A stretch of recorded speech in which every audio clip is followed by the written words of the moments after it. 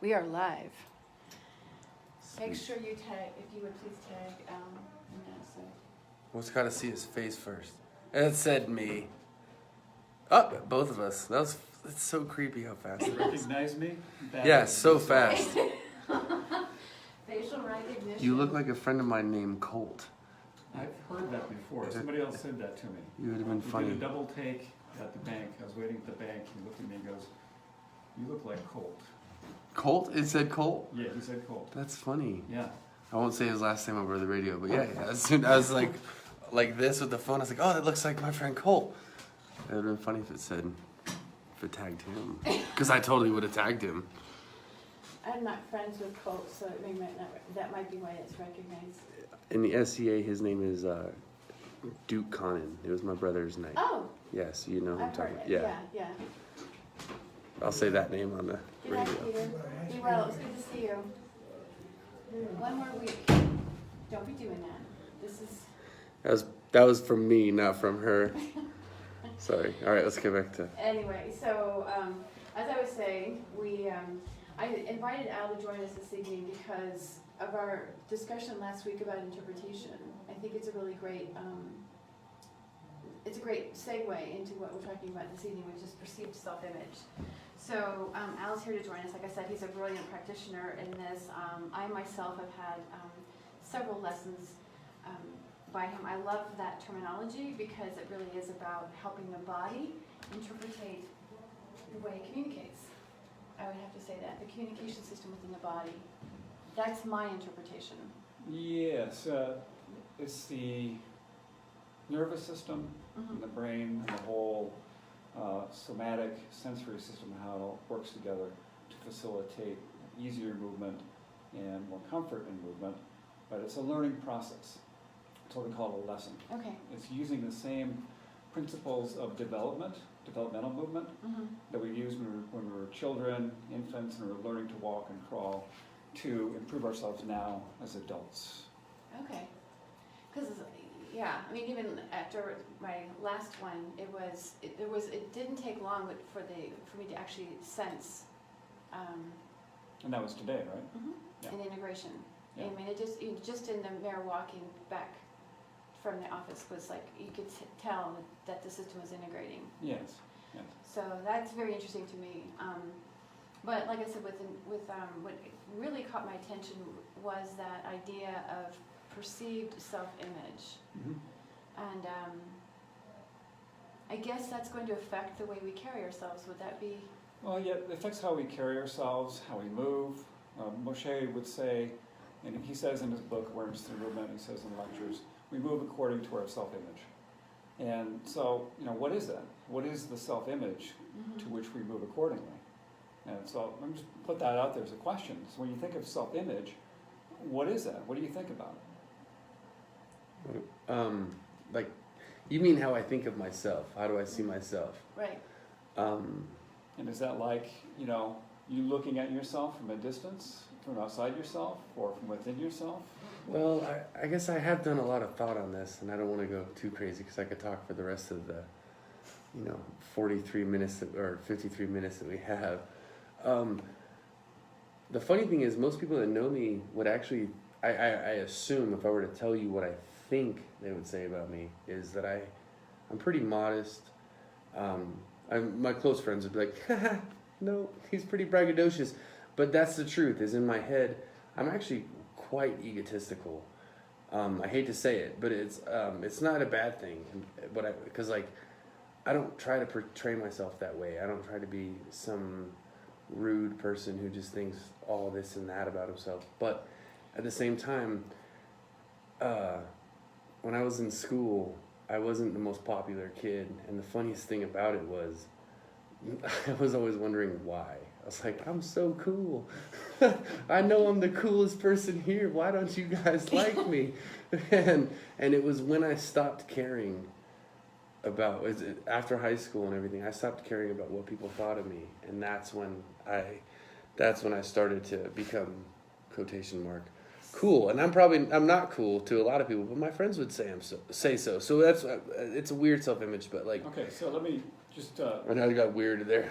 That's all right. No, let's Egotistical. put the pause button there and just review what you said. So the first thing you said was about how other people see you. Your friends would say this about you. Right. And then you described some of the characteristics about yourself from the past and now in the present. And so when you think about self-image, Tammy, what do you think about? Well, it's how I perceive myself. And I mean, and for me, my self-image is tied into, unfortunately, what other people think of me. And it's all an interpretation, because nobody's come up and said anything Right. that was derogatory, or, you know, I mean, I get compliments, but, you know, and then of course you get the derogatory, but for the most part, it's an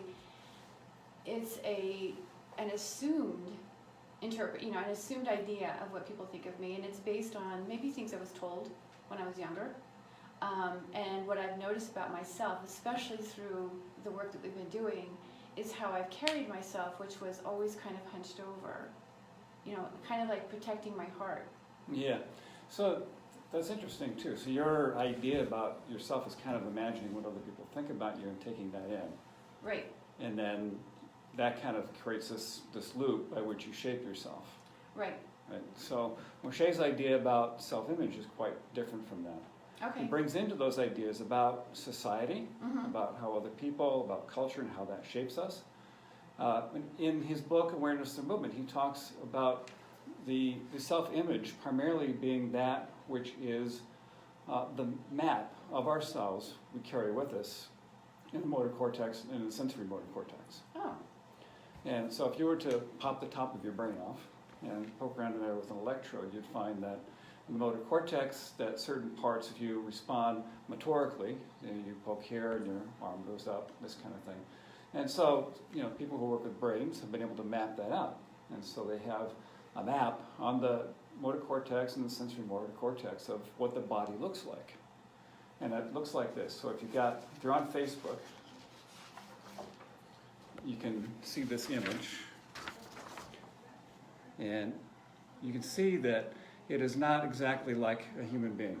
That there are parts of it that are much larger than others. Oh, wow. So, like you've got the face, the lips, the tongue, much exaggerated. The hands, the thumb, the feet are much larger than they are on us as a person. Mhm. And so this is kind of a generalization about ourselves that we carry with us in the motor cortex. And so this is a self-image. And actually, if you put this together in a humanoid form, it looks like this little guy right here. Okay, that's weird. If you're looking on Facebook, he's not the most attractive fellow there. He's got his hands are bigger than anything else on his body. His head is almost as big as his hands. Can I just say His this? He's got Cialis lips. His body is super tiny. His feet are kind of big. He has huge lips and a big tongue. He kind of looks like Zozobra with the skinniest body you've ever seen, and his hands are huge. Ape-like, too. It is rather ape-like. And so this kind of self-image is, we all have one of these. But the thing is that it's always changing. And it's changing as we develop. So when we're infants and we're little children, infants especially, it's the lips and the tongue. That's true. That's the primary way by which we sense the world. We interact with our mother by that way. We are fed by that way. And as that starts to expand, then the hands, they start to develop, they become more of the self-image. And so you see eventually the hands and the lips and the tongue very large, and then the feet as well take up a lot of real estate in the cortex. So you'll find though that this is shaped also individualistically. So people who have expertise, so let's take somebody like Steve Vai, a great guitarist.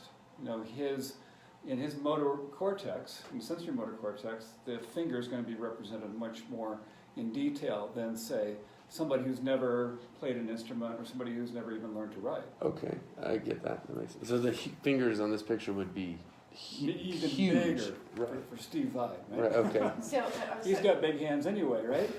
so if this was my self-image, I would have like an enormous nose. I think my pinky toes would be like the only thing you could see. It's the only thing you could fit. And it's like all on the pinky toes. But I see what you're saying. That makes a lot. And I don't know if nose is not in the motor. It'd be a sensory. cortex. Yeah. Yeah. Now, look how big is it relative to the other sensory descriptions. Oh, I see. It's not very big. Yeah, so for you though, Mhm. it would be bigger because you've spent time developing your sense of smell, developing your olfactory sense. Right. That is, one of the domains of your expertise, is smelling things. Yeah. You were telling me earlier, that you studied with a professional nose. I did. Yeah. It's pretty interesting. Very interesting, but That's cool, man. You should be on the show every day. Or every Monday. We're not here every day. We wish we were. They don't pay us, though. You're not getting paid. You know that, right? No, I didn't know that. Oh, darn. I'll give you like $5. So I'll buy you a beer. So Moshe, okay, you got a deal. So Moshe's idea, because I like beer. So Moshe's idea is that we can use movement and awareness and sensing to improve this image, to fill it out. So when we sense ourselves, we're primarily sensing through our fingers, through our face, primarily through the frontal part of ourselves.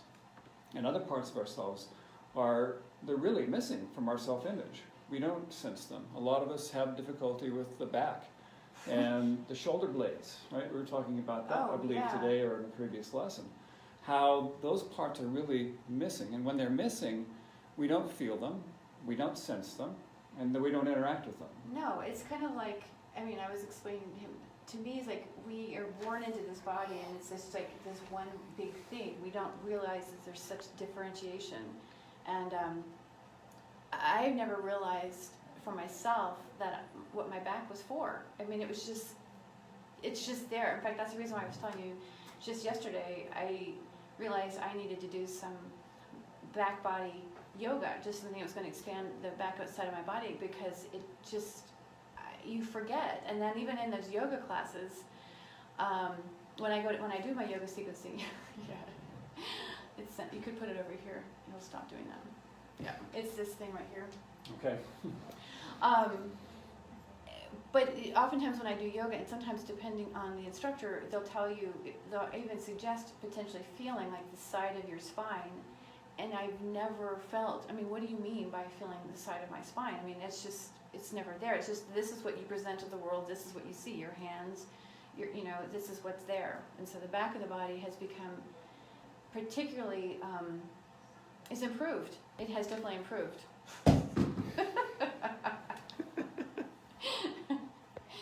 Technology, it's all communicating. It's interpreting messages as we go. It's the aliens listening to us. Is that what it is? But but what I've noticed, truthfully, since getting the lessons from Al, I have actually been able to use my back more, even when I walk Mimi.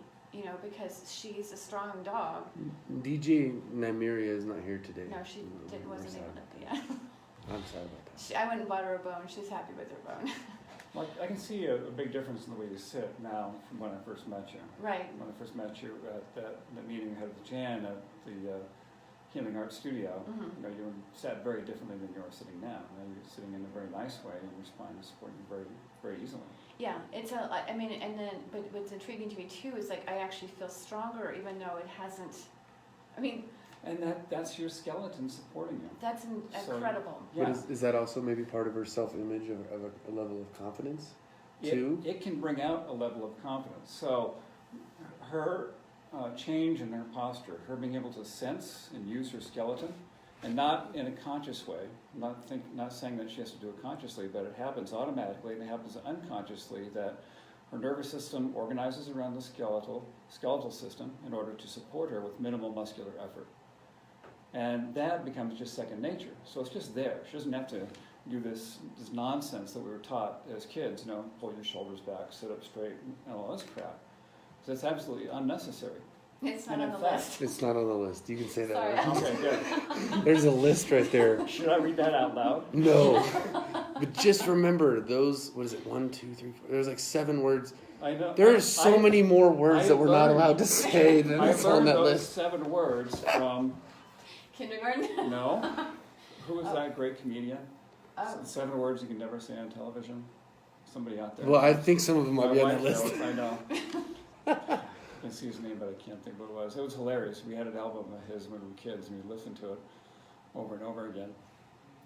Anyway, so so yeah, so you don't have to do that. It becomes second nature, and she can now just sit like that easily and comfortably. So it's a reorganization of the nervous system, the cortices, and her musculature to be in service of the skeleton, which will support you easily and comfortably. And where we get into trouble is, so if we back up a little bit to, people telling you to support yourself and pull your shoulders back. Yeah. If you're actually successful at that, you will add more effort and you'll layer on more muscular effort than you had before in order to try and correct that posture over another posture. And that just layers on more difficulty. So Moshe's idea is about development as adults is to take away the layers, these learned layers that prevent us of being who we are, that prevent us from being really able to actualize our dreams and fulfill our full potential, our organic potential, as he would refer to it in his Awareness and Movement book. There's something I was trying to explain to Des, and I think people who are listening would be very intrigued by Moshe's story about how he came to develop this, because he clearly saw something through, from what you were telling me, from a very young age, he was observing people and their reactions, their physical reactions. And I'm curious, I would like you to actually speak on that, because Sure. to me that would actually develop that's part of the self-image, the way we respond, right? Yeah. Mm-hmm. So Moshe, he was born in Russia, and I don't remember the name of the province or the town. And at the age of 14, he decided to go to Palestine, and he took off with a backpack and a pistol in his boot, and he took a 2-year journey to get to Palestine. Along the way, he collected friends and other travelers, and when he got there, he worked as a laborer, and there were also fights that they would have with the Arabs. So the Arabs and the Jews would have these fights. The English had control of the territory at the time, and they prevented any firearms being used in the area. So it was all hand-to-hand combat, bottles, sticks, knives, that kind of thing. And so as a young man, Moshe noticed that his friends didn't always fare so well in these fights, and so he and they started studying jiu-jitsu, and so they practiced jiu-jitsu. And there was a kind of a secret organization formed called the Haganah, to which Moshe was a member. And the Haganah was basically, it was a group of Jewish people who would protect their lands from raids from the Arabs. And so he showed even an uncanny ability at the young age, in his teens and his early 20s, to see things differently than most people did. So he would, in his desire to come up with better self-defense techniques, he would go out with a friend, his friend would have a camera, and Moshe would startle somebody coming out from the doorway. The friend would take a picture, and they'd document this person's reaction. And it's the spontaneous reaction, and then Moshe would work to turn that into a self-defense technique. And out of this study came a book called Jiu-Jitsu and Self-Defense, which he published in the early 30s, 31, before he went to France. He also, before that, he had published, he translated a book of Coué's. Coué was early pioneer in hypnosis. He came up with this idea of autosuggestion. So if you've ever heard somebody say, getting better in every day in every way, that's a Couéism. And so he translated this book from English to Hebrew, and he added a couple of chapters. And these chapters were about the somatic applications of Coué's work to how can you be how can you be forward thinking and forward planning instead of trying to resolve problems, but to achieve more of what you want by better movement. And so this is kind of this basic idea that he was thinking about even then. The Feldenkrais method wasn't even a glimmer in his eye, wasn't even a thought. It was decades away from being realized. So from there he goes to France. He gets his PhD. He's working on nuclear technology. And while he's there, he is introduced to Kano, the developer of judo. And judo, self-defense technique, and Kano was the developer of that. Kano was giving a presentation, and Moshe suggested that he go to this presentation. He had no ticket, but so he went there and he was denied access. And so went back to his apartment. He got his book on jiu-jitsu and self-defense that he wrote, and he handed it to the guys at the door. And about 20 minutes later, they come back and they let him in. And he gets a front row seat. He's watching these judo masters, just toss each other around on the stage. And he says in an interview at one point in time, he says, it just looks silly to me. It looked like I could take any one of those guys. And Moshe was a tough guy. You got to tell you, Moshe was a tough man. And so he was asked to meet with Kano, and they had dinner and they talked. And Kano was very impressed with Moshe, and he asked him to demonstrate this knife technique that was in his book. And so he did, and they demonstrated other techniques, and basically, Moshe got tossed around by Kano, and Moshe was very impressed with that. And Kano was very impressed with Moshe. And so he took him on as a judo student, and Moshe helped to establish the French Judo Association and establish judo in the West. He's one of the first Westerners to get a black belt in judo. Oh, wow. And so the story continues to get more interesting in some ways, in that about now the Germans are coming into France, and he is tasked with taking these secret papers out of Germany and getting them to a special location, which is England. And so he's having a hard time getting out of the country. And he manages to finally get on this barge, this freighter, who's captained by none other than Ian Fleming, the author of the James Bond books. So he gets to England, and they see his name, Feldenkrais, and they go, that sounds German, you're going into an internment camp. So he's put in an internment camp. Somebody sees his name that recognizes him, and he gets pulled out of the internment camp, and he goes on to join the Admiralty and work as a scientist and work with other scientists and teach judo, where he writes I think 4 other books on judo and martial arts. And then about the late 40s, early 50s, he starts working on his ideas that are laying the foundation to what would be the Feldenkrais method. So his books, Body and Mature Behavior, The Potent Self, and Higher Judo are written about that same time frame. And so he's doing a lot of work in science and lecturing and all this, and so you can kind of see it starting to come together. In fact, if you read the first 2 chapters in Higher Judo, and you take out the word judo and you put in Feldenkrais method, they are the same. He speaks of Feldenkrais method later as he did in judo in Higher Judo.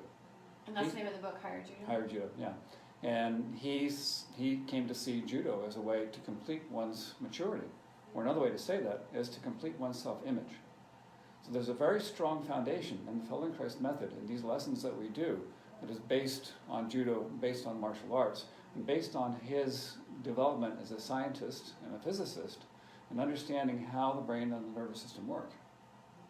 So all this came together and eventually became the Feldenkrais method. And he moved from being a fighter into being a healer.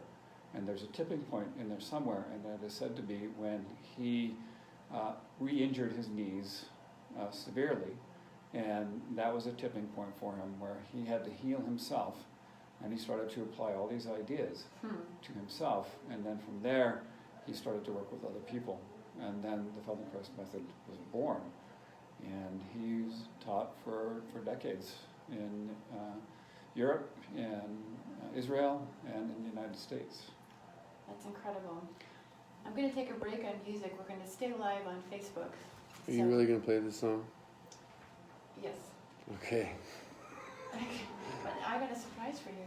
I see it. I can read. We're going to do 2 songs and then we'll be back. All right, sweet. First song is Sexy and I Know It And the second one's cool. by It's a better song. FAO, and the second one is Body Talks by The Struts.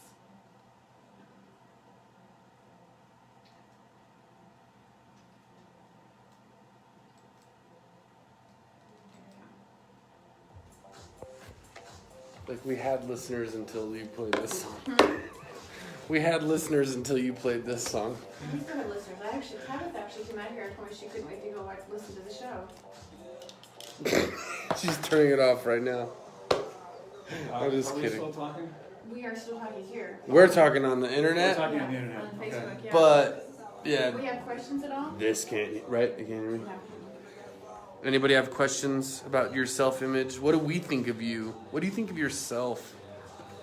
So when we come back, let's Yeah. tie this into what you both said about your self-image earlier, and so we'll kind of bring that back around to how it is, how society affects us Right. and our self-image, and how we. Moshe defined 4 domains of experience. Okay. So sensing, thinking, feeling, and being emotions, Right. and moving. And so in all 4 of these, we have, they're all present together in varying degrees for every experience that we have. Right. And that's true except for, the only thing that cannot be missing from any one of those is movement. So if there's no movement, then there's no life. Right. So if you're sensing, right, you're moving, you have to orient, you're thinking, and you're feeling, having emotions about it. And those can be to varying degrees. So you could be sensing and thinking with very little emotion, but you can't not be moving. Right. Or you can have emotions with a little bit of movement.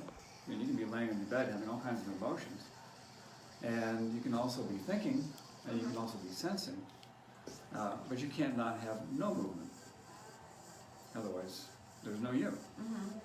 So those are some ideas that we can kind of talk about, and how we utilize those varying degrees to interact with the world and sense ourselves. in the Yeah. present. I'd like to do that because I'd also like to hear more on how he moved from being a fighter to being a healer. That's a really good question. And there's some tipping point in there, and it's kind of a gray area for me, and I don't really know. Well, that's fine, yeah. I find it very interesting that he would go from aggressive, I mean, that's how I see judo, that's how I see martial arts as aggressive, right? Yeah. And, Yeah, he came up with a book that he had written for paratroopers in the Home Guard. And I love that picture. Somebody just went away because you put that picture on. Oh, that's Sarah. Hi, Sarah.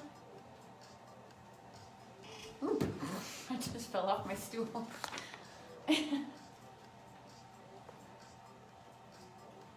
yeah, I can't get access here. Well, the other question I have too, and we don't have to go into it on the radio, but maybe it'd be fun to talk about here, is how does this integrate? Like, I know that we're talking about I'm fascinated truthfully by the science of this. I can't deny that. And I think about how we are integrating the nervous system, and how is this actually affecting the way neurochemistry is being transmitted. Are there any studies on that? I know they're starting just now getting into yoga and meditation. I don't know if...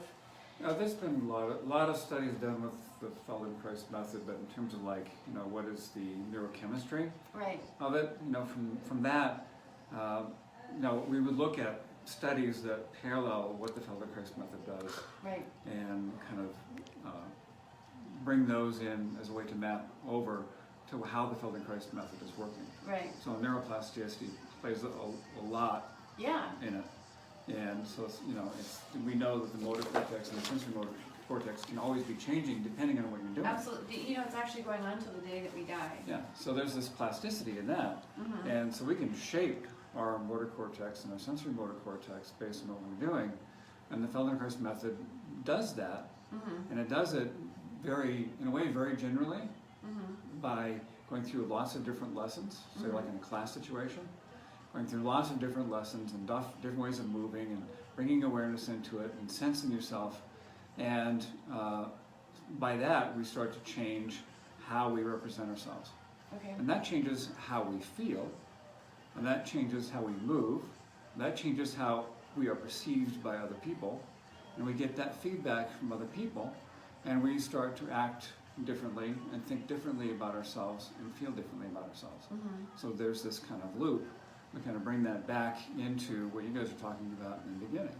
And that begins to shape how we further reinforce how we sit, how we stand. Mm-hmm. And it all begins it can all begin in a Feldendrais class or a Feldendrais private lesson, Mm-hmm. like you've experienced. Mm-hmm. And those are actually more, I would say, probably more potent on a private lesson Mm-hmm. because it's really tailored to you as an individual. Right. So when I work with you in that setting, I'm working with your habits and your sensory system, and I'm sensing you and interacting with you in a way that's very precise and very unique to you. In a class, I'm giving verbal instructions to everybody, and I'm bringing everybody along in a certain sequence of movements, combine that with awareness and sensing and thinking and feeling in those lessons. Yeah. And it starts to reshape all that. I have to say, I had a lesson last week where I was getting, I think I may have told you the numbing, when I lay on each side, Mhm. one treatment or one lesson, and it stopped. And I didn't have to think about it. It was amazing. Yeah, my arms fall asleep when I sleep too.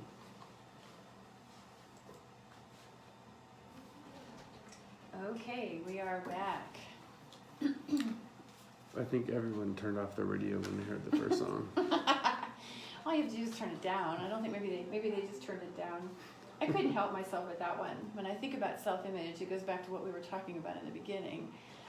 And you see it how people dress, you see it how people carry themselves, and so that was when we were talking about self-image in the beginning. That's how my mind went. That's part of the reason for my selection. And Yeah. truthfully, body talks, even though that song's about an entirely talks. Yeah. It is true. We say a lot non-verbally Mm-hmm. with our gestures, our muscle tone, our expression, all this stuff. We convey that and other people pick it up. We're not conscious of a lot of that communication that's going on. Right. You know what I always find fascinating was you're talking to somebody and they're saying something affirmative, but they're going like this. They're shaking their head no. It's like, why are you saying yes, but when your head's shaking no? I'm always fascinated. I watch for that all the time in TV shows, live interviews, and so forth. It's interesting to see how people do that. Yeah, it is interesting, and I've given that quite a bit of thought. So what is the meaning of that? Right. Sometimes like, well, there's nothing like it. Ah.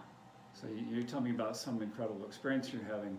So I'm agreeing with you, but I'm going, there's nothing like it. It's an incredible experience. See, now that's isn't that okay? So that's interpretation right there. I interpret So for this people as listening negative. can't see what he just did, right? He was We're all- shaking his head no when he was agreeing. Right. Just giving everyone a Right. visual image. Right. That was good. Yeah, exactly. But I always perceive the shaking of the head no as a negative statement. I never even thought of it like that. And it could be too, depending on what the person is, how they're responding. Right. Sometimes you're getting two messages. You're getting the social, appropriate answer, which is yes, and you're getting the nonverbal reaction, which is I don't really agree with that. I guess you should probably look at the whole picture too, the way they're carrying themselves, not just the head movement. Yeah, that's true. Facial expression too. Yeah, and the voice tone and all that. Yeah. It's a whole big system. So when we were talking about earlier about our perceived self-image, which is obviously different than what Moshe was actually talking about. How does that factor into kind of what we're talking about? It, like we were saying while while the music was playing, we were talking about thoughts and feelings and movement. Sensing was the other one, I think you said. Yes. Can you? Yeah. So let's go back to say like what happens in a Feldendrais lesson. Mm-hmm. So how does that help to complete our self-image? We start to fill out more of our self-image, start to feel ourselves more completely, like you experienced in the lesson, feeling your spine, and now sitting differently and sitting solidly and having skeletal support with minimal muscular effort. And so when you guys were talking earlier at the very beginning, we were talking about how we see ourselves through the eyes of other people, what we think other people are, or how we think other people are seeing us. But if we make these changes from the inside, so you start to sit, stand, walk, and feel differently, people start to respond to you differently. Exactly. And that creates this kind of feed-forward system. So they see you sitting the way you're sitting now, and they have a different reaction to you than they would have, say, 4 or 5 weeks ago. Right. I know for me, I always, we all have our stuff, and so for me, like even today, there was a distinct difference between when we worked on the right side of the body first, and then we went to the left side. But there was a break in between where you just kind of experienced what it felt like. And even a couple lessons back, one of the experiences I have is like I almost lost like 50 pounds. I mean, I just felt like I lost all this weight because all of a sudden I felt like my body was supporting itself with little to no effort. And then today, it was a distinct difference where even though I was lying on a table, the left side of my body actually felt dense, as I think is the word I use, was it felt really dense, where this side, actually, my right side actually felt supported. It was lighter, and I mean, but my whole body was on the table. And when I think back on my own personal self-image, it makes sense, because when you have such a poor self-image, you're going to feel heavier. There's a lot of weight. You're carrying a lot of weight, heaviness and so forth, emotionally and thought-wise. And so it would seem to weigh heavily on the body, and then again also alter the way we're moving. Yes. One of the things that Moshe says about, and I agree with him on this, is that our posture is shaped by our emotions. Okay. And I don't think he's talking about the emotions that happen, up and down, but it's the emotions we have of ourselves that we carry through time. Mm-hmm. So we all have an emotional body, so to speak. Right. That way we feel that we carry through time. That shapes our posture. And for some people, it shapes them in this kind of rounded way. So if there's kind of a depressed or sad feeling, you're going to see this kind of roundedness. And it shapes people in all kinds of different ways. Mm-hmm. So the muscles are an expression of the emotions. They create the sensation of feeling. Mm-hmm. And that emotion that we carry with us through time is something we're less aware of. Is your phone? Get rid of that phone. It's got a great case on it, though. It looks Yeah. nicely. It's not an otter You're box. just throwing it. I love it. Yeah, it takes a beating because I do all kinds of crawling around in places. You just throw your phone everywhere? I do a lot of building Just and construction and You need to rock look into work. that kind of case, Bess. I just don't throw my phone. Yeah, so we carry that through time, and it shapes our posture, it shapes our skeleton, and it also creates certain patterns of muscular tension. And so that limits our range of motion in certain ways and allows for movements in other ways. And that's where sometimes people get in trouble. If they got habitually contracted muscular tensions, then and something happens when they need to respond quickly, and it's not within the domain of known movements, then you can get an injury. That's where people get a strain, or they trip and fall, or something else happens. So that brings me up to the talk we were having earlier about how we were talking about right side, dominant and passive side of the body. Like if the right side of the body is the dominant. Yeah. I'd like if you would say more about that. Just like said. Well, I guess maybe we start with the idea of symmetry. So Right. a lot of people are obsessed with symmetry, and they think they should be symmetrical in the way their skeleton is organized, and the way they sit and stand and move, and that everything should be just perfectly balanced. And that's kind of an ideal we have that goes along with beauty, right? So a beautiful face is considered one that it is more symmetrical than one that is asymmetrical. And so people generalize that to their entire body, and it's just really inaccurate, because there's nothing we do about our movement that is symmetrical. We have a dominant hand, dominant arm, we have a dominant eye, a dominant ear, we chew on one side of the mouth more than the other. You were telling me we smell more with the right nostril than the left. That's right. We have asymmetrical use of the lungs. The right lung has 3 lobes and is much larger and has more depth to it than the left, which has 2 lobes. We tend to stand on one leg more than the other, and we tend to use the other leg for doing things like kicking a ball, or the gesture leg in Feldendrais method. So there's all these asymmetrical uses of ourselves, and so it would be silly to think that we should be perfectly symmetrical in the way we stand, move, or sit. So the thing is, how do we inform our habits so that we have the freedom to move in any way we want to, with ease and comfort?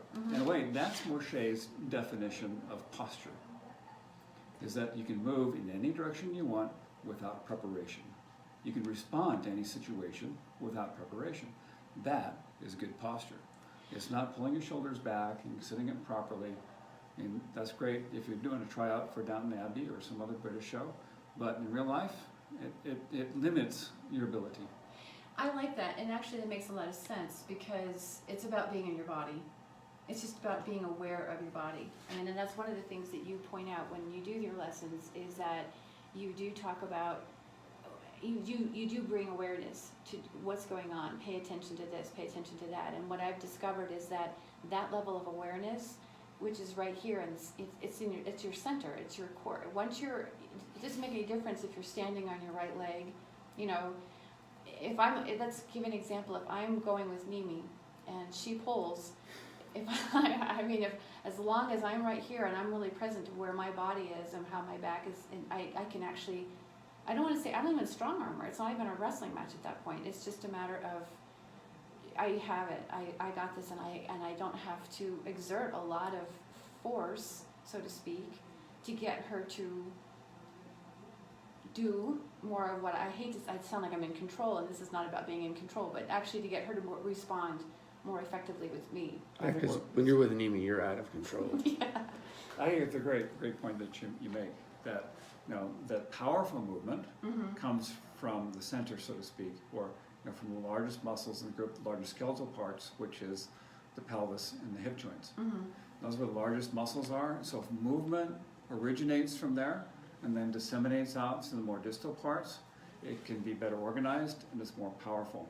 So the powerful movement starts in our center, so to speak. The tanden, if you're looking at a martial arts orientation, or if you're looking at the skeletal parts, it's the pelvis and the hip joints and the lower back area.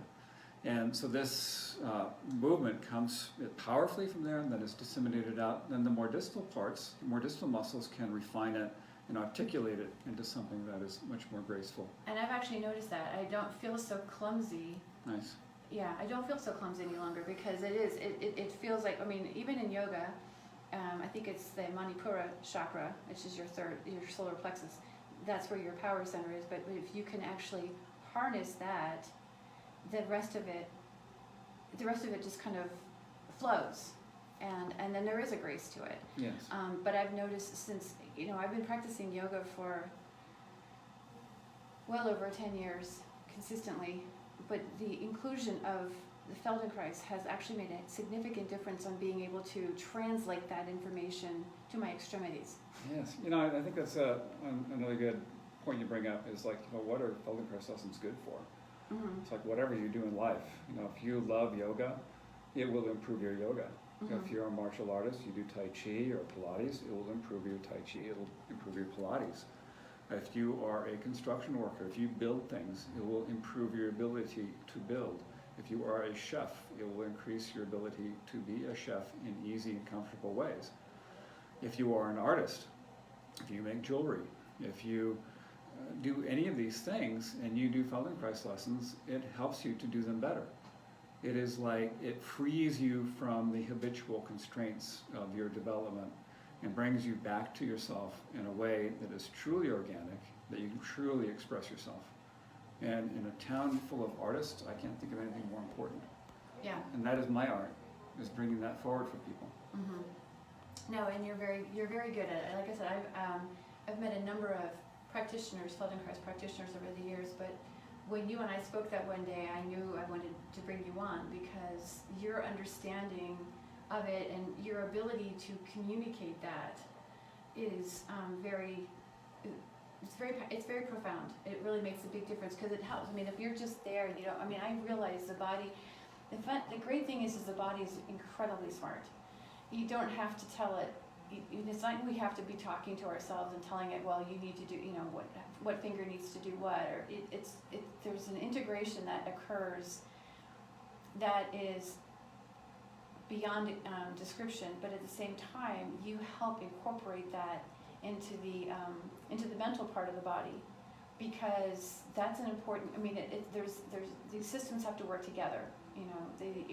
We're constructed mentally, emotionally, physically, and so and chemically too, and so having these systems function as a unit that's what I think that you actually bring in, what I've learned from you. I agree with that, and I would also say that I don't work with everybody in that way. Okay. There may be people I give lessons to, and there's very little discussion, very little talk in the lesson. Mm-hmm. And for you, that lesson is for you.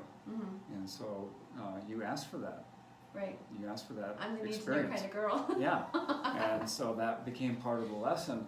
And I used my language and my ability to guide your thoughts and your sensory experience in ways that really took the lesson to, I believe, a whole different level for you. Mm-hmm. It absolutely did. And like I said, I happen to be that I'm always asking questions, so it's been very, yeah, well, then my lessons have been perfect, so.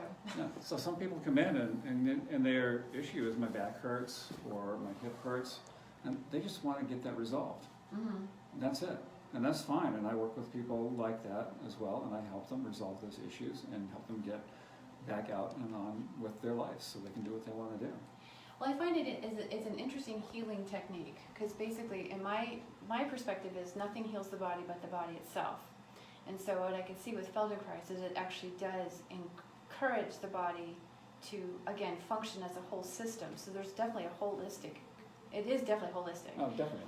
And at the same time, it's encouraging the body to begin to heal, and it does break down the layers.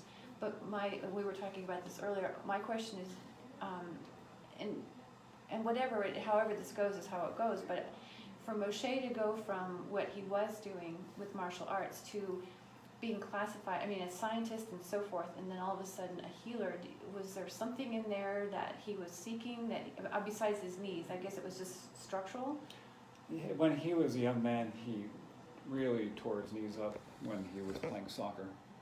And he recovered his abilities, and then later in life, I guess it must have been around 50s, early 50s, maybe late 40s.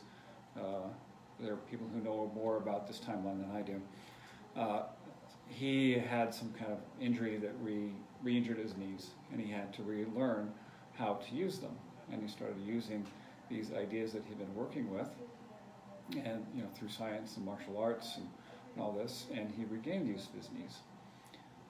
So that's supposedly the tipping point, and I'm not 100% sure if that was the tipping point. Mm-hmm. I mean, that's kind of the narrative that's been put out there.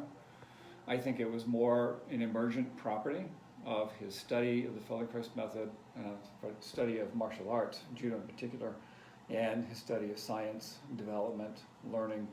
All of these things kind of in a synergistic way came together, and I think the Feldenkrais method was an inevitable emergent property of his lifelong experience. Right. And maybe that knee injury was the tipping point. Maybe it wasn't. I think that those things were in place. Like I said, you can read the first 2 chapters of Higher Judo, and he's talking about how judo is a way to complete one's maturation, to improve one's self-awareness. And basically, he's talking, if you take out judo, put in Feldenkrais method, it's the same thing. So that was in place, Mm-hmm. and so what exactly was it that made him call it the Feldendrais method? And when did he decide to start teaching awareness through movement? And when did he give his first functional integration lesson? Do not know those answers, and there are people who are more knowledgeable than I do. Moti, if you're listening and you know the answer to that, send a message. Well, it's, and it all comes down to our different perspectives. And for me, I am absolutely fascinated by the way nature in itself communicates. Again, I realize that we have the distinct use of our words, but again, there's things that are occurring, and to me, there's always more than what we just see, I guess is what I'm saying. And so even in Moshe's case, even if we're just going for structural, if I were to show up and say, hey, look, I got this neck pain, there's going to be more to it. And Much more. And we don't have to necessarily label it, I guess. Well, and if you came in to me and just said, Ali, my neck hurts, can you help me with this? It would be, and you say you were a different person, it'd be a very different kind of lesson. Right. And I would help you with that. But I would not just work with your neck, I'd work with you as a whole person. I would work with you to create a systemic change so that your whole organization would improve, and your wellness would improve overall, and then the neck pain starts to resolve. So create the conditions for that neck pain to resolve, and then when I did work with it directly, it's ready to receive that, and it's ready to learn and change. That's great. That's really great. I really appreciate you joining us tonight. It was a blast. I love talking about the Feldenkrais method, and I can do this for hours on end. Yeah. So do you practice judo? No, I do not. Oh. I've done a little bit of martial arts here and there. I did, just before we left Longmont, we were living outside of Boulder near Hygiene, and we're getting ready to move to Longmont. I went to a judo studio, and the guy showed me some holds and some throws and some moves. And it was like, I already knew them. They were already familiar to me. And so, but we moved too far away, and I didn't want to pursue it. I didn't want to do that drive. Right. But yeah. But you know the method and the theory behind it all. Yes. So that's right there. That's half the battle. Yeah, and I love talking about it. I love thinking about it. I spend many hours, probably every day, just mulling over ideas and lessons and all this stuff. That's cool. I'd like to talk more about that. That's cool. So one thing that just popped into my head is then, because there was it was considered a self-defense class out of Albuquerque that I was taking for a while, but it really wasn't self-defense, because this instructor was very much about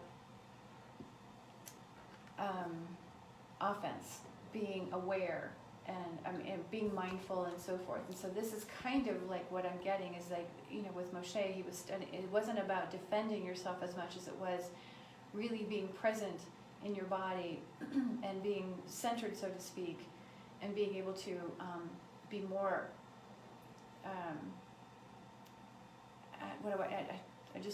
I don't want to use the word offensive, but I think you understand what I'm saying. I would say the answer to that is no and yes. Okay. In that he was very much mindful of self-defense. Okay. And his, a lot of his bottom line is, can you defend yourself if you're attacked? Can you have that readiness and that ability to do that? That was, that came, out of his life history. It makes a lot of sense that was like a very important question to him.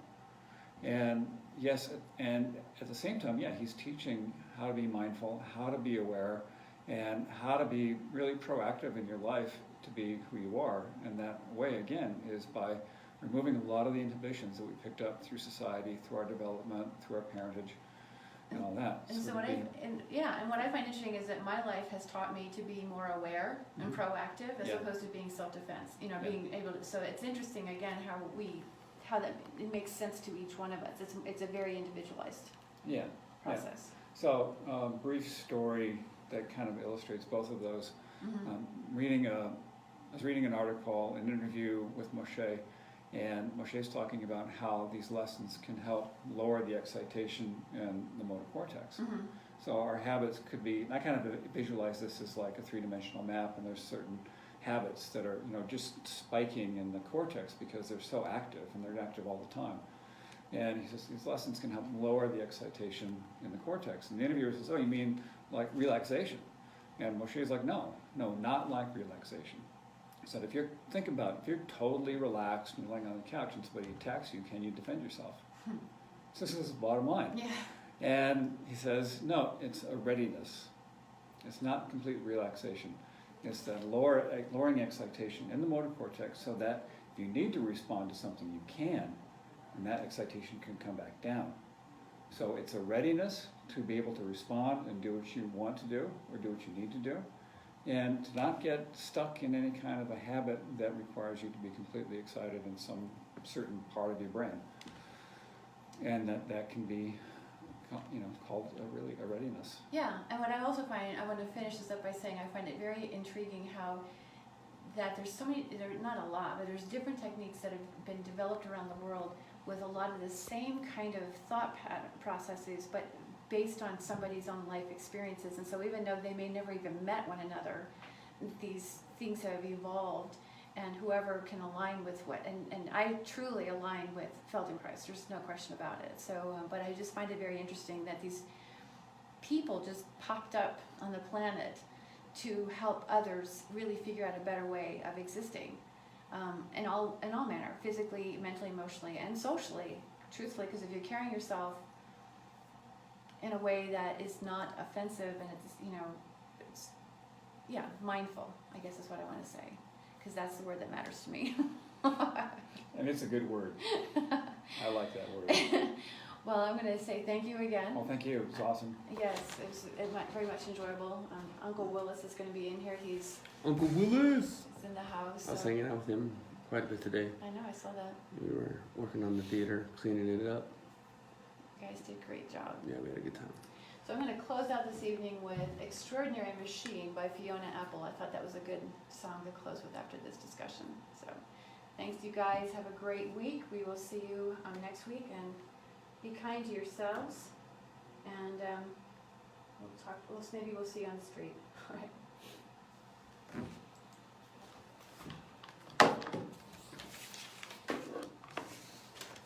Are these anybody's? Well, mine.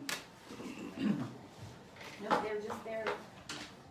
It's Uncle Willis! Just remember, like we don't have, you know what I mean? And give us like a minute or two to like come in. Yeah. Always think about your show ends at 6:57. You know what I mean? Mm-hmm. Play some tunes and you know what I mean? Yeah, You sorry guys about can that. move out. No, it's cool. It's just a whole like. We're just chatty. Stop. We're chatty Cathys. Everybody's chatting, you know what I mean? And I'm like, hold on, we gotta swap. We need some- Let's say goodbye, Mom. Bye, guys. I haven't been drinking, I swear. That's not true. I was hanging out with him a while ago. He at least had one beer.